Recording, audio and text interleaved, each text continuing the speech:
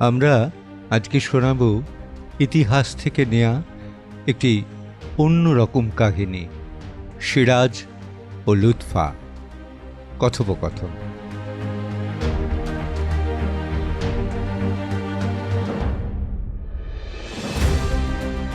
লুৎফা, বড় তাড়াতাড়ি সব শেষ হয়ে গেল। ওরা আমার মৃত্যুদণ্ড দিয়েছে। এখন জাফরাগঞ্জে মীর কাসিমের দ্বারা কারারুদ্ধ। শুনলাম মির্জাফর পুত্র মিরনের বাজরা ঘুরে বেড়াচ্ছে গঙ্গাবক্ষে নজরদারির জন্য। তারই নির্দেশেই মাতামহ ও আমার দ্বারা প্রতিপালিত মোহাম্মদী বেগ ছিন্ন করবে আমার মস্তক শানিত খরসান হস্তে। অফ, কি ভয়ঙ্কর বিশ্বাসঘাতকতা! শান্ত হন নবাবজাদা, আমার বুক বিদীর্ণ হয়ে যাচ্ছে। সময় বড় কম বেগম, এবার তো চিরকালের মতো শান্ত হয়ে যাব। আমায় বলতে দাও, আমাকে আর একটু সহ্য করো। আপনি তো জানতেন কারা কুচক্রী, কারা গোপনে হাত মিলিয়েছে ইংরেজদের সঙ্গে, তবে কেন তাদের বিশ্বাস করেছিলেন? ভুল করেছিলাম। আমি ভেবেছিলাম ওরা শুধু আমার ক্ষতি চায়, কিন্তু ওরা আর যা করুক মুর্শিদাবাদকে ইংরেজদের হাতে তুলে দেবে না। কিন্তু সব এক একটা বিশ্বাসঘাতক। ভেবেছে ইংরেজ ওদের মেনে চলবে। ভুল। ইংরেজ ঠিক সময়ে ওদের ছুঁড়ে ফেলবে জাহান্নামে।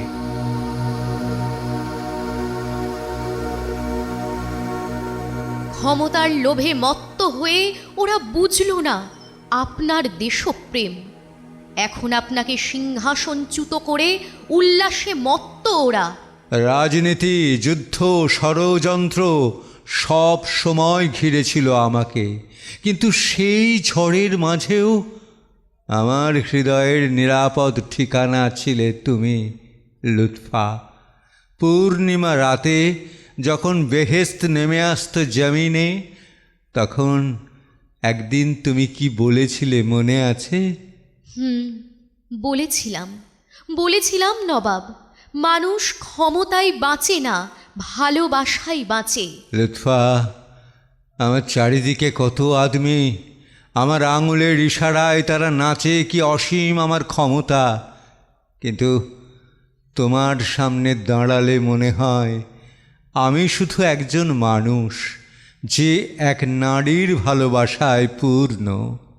মানুষ হওয়াই তো সবচেয়ে বড় শক্তি নবাব, তার থেকেও বড় ভালোবাসাতে ধন্য হওয়া।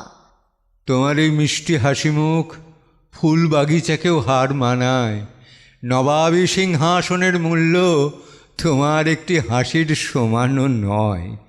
নবাবের অসীম দয়া আমাকে ধুলি থেকে তুলে এনে প্রাসাদে স্থান দিয়েছেন, বাঁদিকে বসিয়েছেন বেগমের আসনে। আমি তো জারিয়া মানে কৃতদাসী ছিলাম। জারিয়া কেন বারবার এই কথা বলো? এমন কথা আর কখনো বলবে না। ভালোবাসা খোদার দান, ভালোবাসা কোনো দয়া নয়। ভাগীরথীর বুকে যেমন করে সূর্য ডুবে যায়, তেমন করে হারিয়ে গেল সব। আচ্ছা, তোমার মনে আছে আমাদের প্রথম আলাপের কথা? আপনাকে দেখেই প্রচণ্ড ভীত হয়ে পড়েছিলাম। হ্যাঁ, ভয় পাবারই কথা। আমার তো খুব সুনাম। আমি নাকি নারী লোলুপ, নারীর সম্ভ্রমের, নারীর ইচ্ছে অনিচ্ছের কোনো দাম নেই আমার কাছে। আমি নাকি রানী ভবানীর কন্যা তারার সম্ভ্রমহানি করেছি। এইসব রটনায় জনসাধারণ হারিয়েছে আস্থা আমার প্রতি। অবশ্য এটা ঠিক, নবাব আলীবর্দীর প্রশ্রয়ে হীরাঝিলে আমার প্রমোদ লীলা মাত্রা ছাড়িয়েছিল। আমি ছিলাম উদ্ধত, দুর্বিনীত, জোর করে কেড়ে নেওয়াতেই ছিল আমার আনন্দ। তাই মুর্শিদাবাদের জেনানা যত আপনাকে ভয় পেত, ক্ষমা করবেন, আপনাকে ঘৃণাও করত। আসলে আপনার অন্তরটিকে কেউ বোঝার চেষ্টা করেনি। আপনার বহিস্তর রুক্ষ ও কঠোর, কিন্তু আপনার অভ্যন্তর শিশুর মতো কোমল, নিষ্পাপ। কিন্তু কিন্তু আমার যা কিছু ভুল ভ্রান্তি, চারিত্রিক স্খলন, বিচ্যুতি তোমার সান্নিধ্যে এসে পেয়েছিল মধুর সংশোধন। তোমার শান্ত, নম্র এবং গভীর মায়াময় দৃষ্টির সামনে আমার অস্থিরতা খুঁজে পেয়েছিল প্রশান্তি। সে আমার পরম সৌভাগ্য নবাবজাদা। আপনার অশান্ত জীবনে আমি আলো হতে পেরেছি। আলো, আলো, আলো, তুমি অনন্ত আলোর উৎস আমার। তোমার একটি প্রণয় ঘন দৃষ্টি আমার হাজার সৈন্যের শক্তির সমান। কিন্তু আজ আমাদের জীবনে কোনো আলো নেই। সব আলো নিভে গেছে পলাশির যুদ্ধ প্রাঙ্গণে। এখন চতুর্দিকে ভয়াবহ অন্ধকার। আপনার নিরাপদ প্রত্যাবর্তনের জন্য এখন শুধু সম্বল প্রার্থনা। সত্যি সত্যি তোমাকে ছেড়ে যেতে হবে ভাবলেও মন বিষণ্ণ হয়। অবশ্য মৃত্যুর ডাক এসে গেছে। সত্যি বড্ড ক্লান্ত লাগছে। ওদের অত্যাচারে আমার উঠে দাঁড়াবার শক্তি পর্যন্ত অন্তর্হিত। মনে আছে একদিন আপনাকে বলেছিলাম, আপনি যুদ্ধ আর রাজনীতি নিয়ে এত ব্যস্ত থাকেন, কখনো ক্লান্ত লাগে না? তখন আপনি বলেছিলেন, যুদ্ধ আমাকে ক্লান্ত করে না, ক্লান্ত করে মানুষের চক্রান্ত, ক্লান্ত করে মতিঝিলের গোপন বৈঠক, রাজবল্লভ, রায়দুর্লভ, জগৎ শেঠ ও আমির ওমরাহদের বিশ্বাসঘাতকতার বিষ, পিছন থেকে ছুরিকাঘাত করার হীন মনোবৃত্তি। তখন তুমি বলেছিলে, যুদ্ধের প্রয়োজন নেই নবাব, চলুন আমরা অন্য কোথাও চলে যাই। পরাজয় মানতে শিখিনি, পালিয়ে যাওয়া আমার ক্ষেত্রে ঘৃণার। যে যুদ্ধ ভাগ্যের সাথে, তা এড়িয়ে যাওয়া সম্ভব নয় লুৎফা। আপনার জয় হোক নবাব, খোদা আপনার সহায় হন। জয় জয় আমাদেরই হতো। আমার এত সৈন্য রবার্ট ক্লাইভকে খড়কুটোর মতো উড়িয়ে দিত, কিন্তু কিন্তু হলো না। বিশ্বাসঘাতকদের ষড়যন্ত্র জিতে গেল। লুৎফা লুৎফা আমায় হত্যা করে আমার ছিন্ন ভিন্ন সব দেহ হস্তিপৃষ্ঠে স্থাপন করে ওরা নগর প্রদক্ষিণ করবে। আমিও শুনেছি নবাব, ওরা প্রতিশোধ স্পৃহায় উন্মাদ। শুনেছি মিরন আমায় বন্দি করে রাখবে ঢাকায়। তার কথায় সম্মত না হলে আমার পিঠে পড়বে চাবুক, অভুক্ত রেখে আমায় শাস্তি দেবে। তার চেয়ে তো রাজি হয়ে যাওয়াই ভালো। মিরন তোমায় খুব সুখে রাখবে। আপনি পারেনও। এই অবস্থায় রসিকতা করা আপনার পক্ষেই সম্ভব। তবে শুনে নিন আমার উত্তরটা। যে একদিন হস্তিপৃষ্ঠে সওয়ার হয়েছে, সে কখনো গাধার পিঠে সওয়ার হবে না। সাবাস সাবাস, এই না হলে সিরাজের বেগম। আচ্ছা, মানুষ এত বেইমান হয় কি করে লুৎফা? আমার অন্নে প্রতিপালিত ভৃত্যরাই আজ নির্মম অত্যাচারে আমাকে মৃতপ্রায় করে রেখেছে।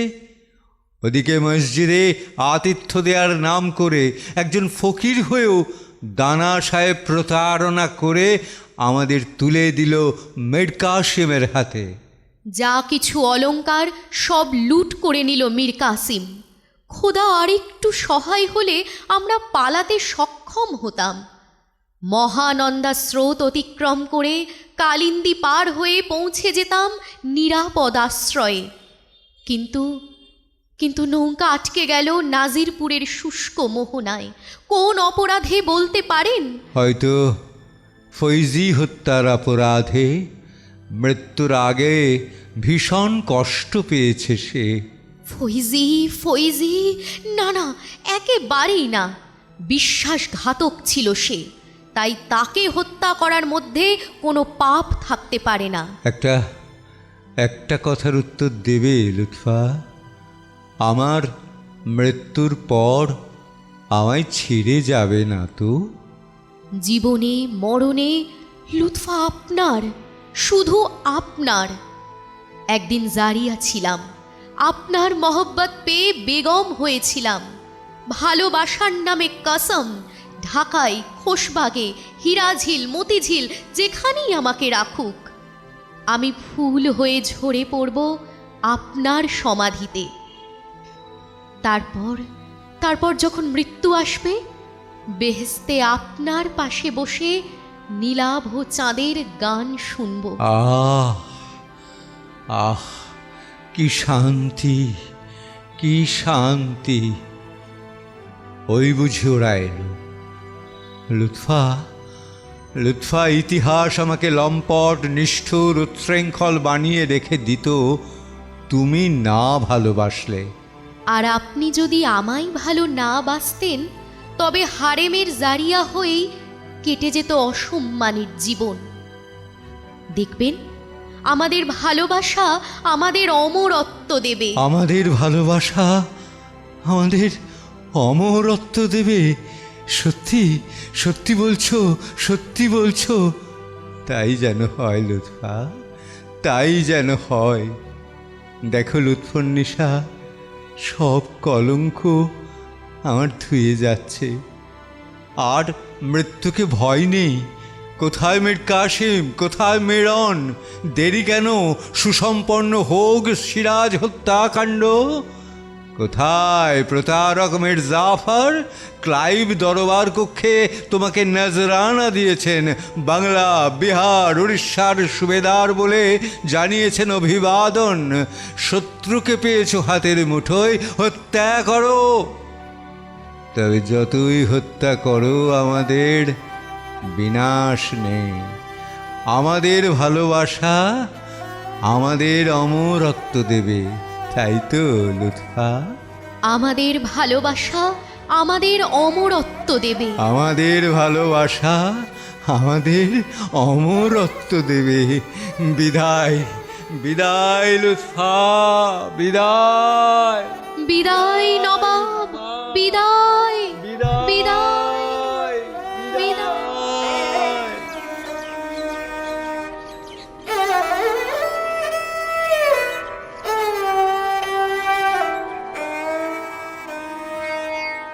শেষ হলো কথোপকথন সিরাজ ও লুৎফা। এই কথোপকথনটি লিখেছেন অনুপম শৌরীর সরকার। খুব রিসেন্টলি উনি এটা লিখেছেন এবং লেখার পরই আমাকে হোয়াটসঅ্যাপ করেছিলেন। আমি সেই কথোপকথনটি কতটা পারলাম আমরা দুজনে জানি না, তবে চেষ্টা করলাম। আমি দেবাশিস নন্দী এবং আমার সঙ্গে রোরিত ত্রিপাল। সবাইকে নমস্কার।